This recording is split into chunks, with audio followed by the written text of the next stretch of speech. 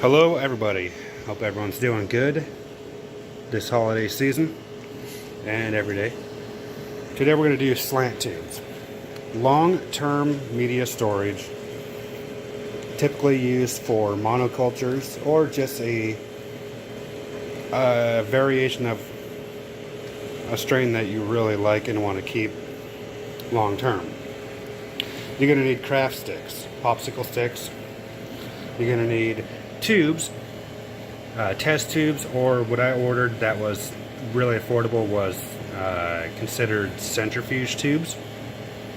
They're a little bigger, wider than I want. A couple questions you might already have. Well, why a slant tube compared to a petri dish? And what does the wood have anything to do with it? Well, the slant tube has a larger volume versus surface area. A petri dish is a very thin layer that will dry out and not be viable as long as a slant tube. The wood provides an additional source of nutrients for the mycelium to thrive on. The reason I have the wood soaking in water after I trimmed it, you see it's a little too close to the top, to the rim there. That was my example piece. So I cut 4. I'm going to do 4 tubes today.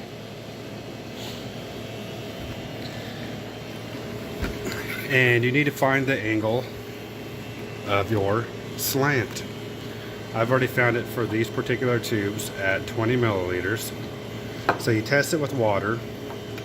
You're going to fill it up and lay it down so that your liquid level is not too close to the top. So we know just how much you need. The reason I'm soaking these in water is you want to soak them till they don't float. If you have wood floating in here, it's going to be more difficult and messy.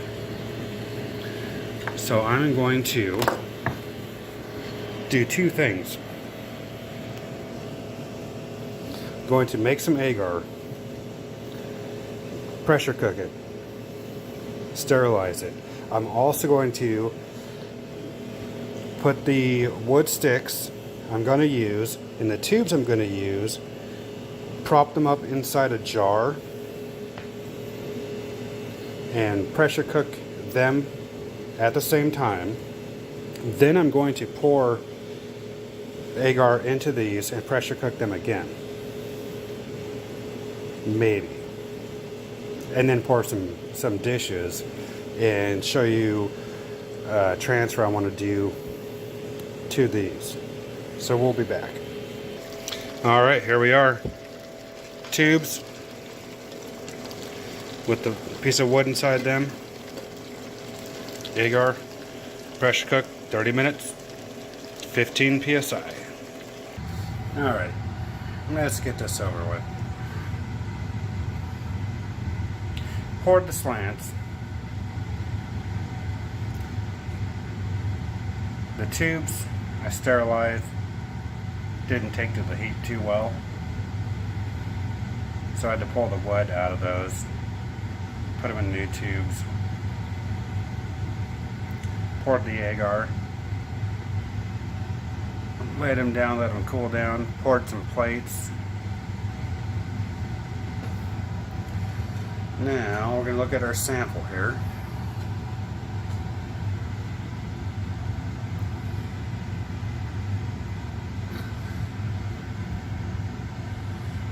We have what looks very close to an isolate. I see from 12 to 5 o'clock what looks like one, from 5 to 10 o'clock another, and then 10 to noon another. Each one of these sections is going to go into the slant. Then I will do more transfers into agar dishes.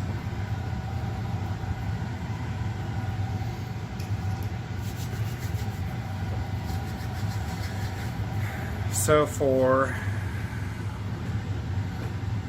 the first, I'll go from a leading edge, as always.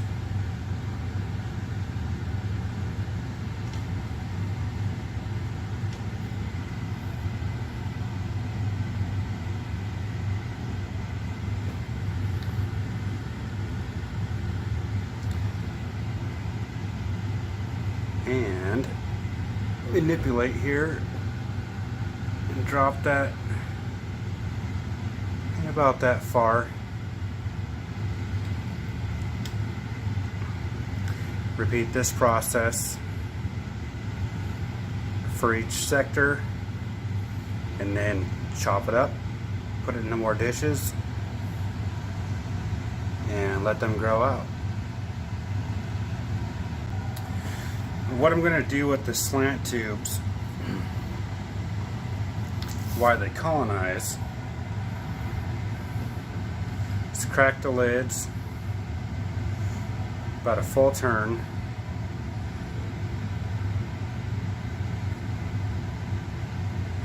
and wrap them with parafilm. Hopefully wrap them with parafilm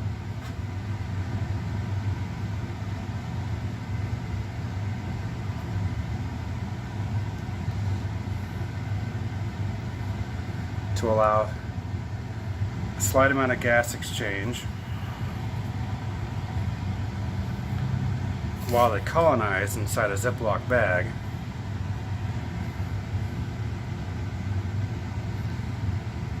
And once they look like they've colonized pretty well,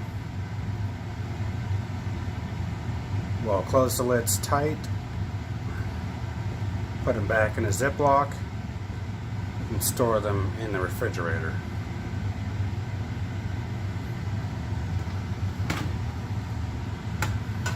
The fourth slant I have here will just go directly to the fridge to store to be used for another culture. And an update video.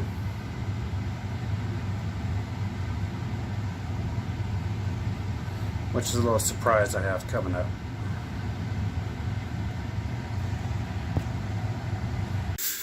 Alright, to wrap up this video, here we are.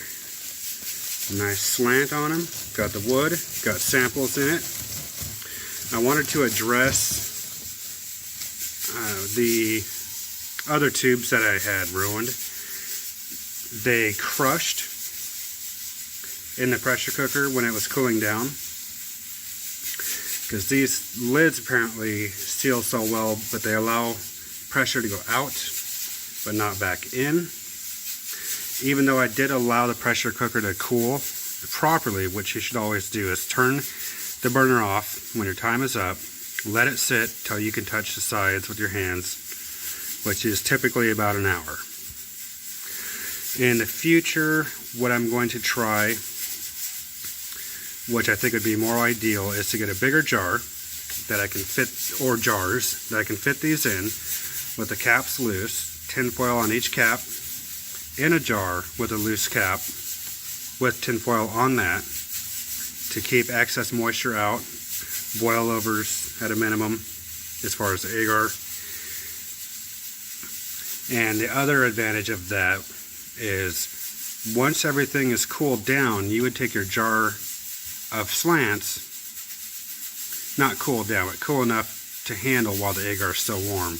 Bring the whole jar into your Stell air box or flow hood, and then these never contact outside contaminated air, because petri dishes we can transfer away from when they get bad, but these are more important because they are your long-term storage, so you have to be even more careful with contaminations from that. So I hope you guys learned something. I hope I covered all the bases.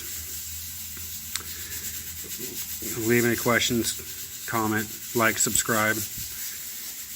And I have another video coming up for you shortly on a new agar recipe. So we'll talk about that. See you shortly.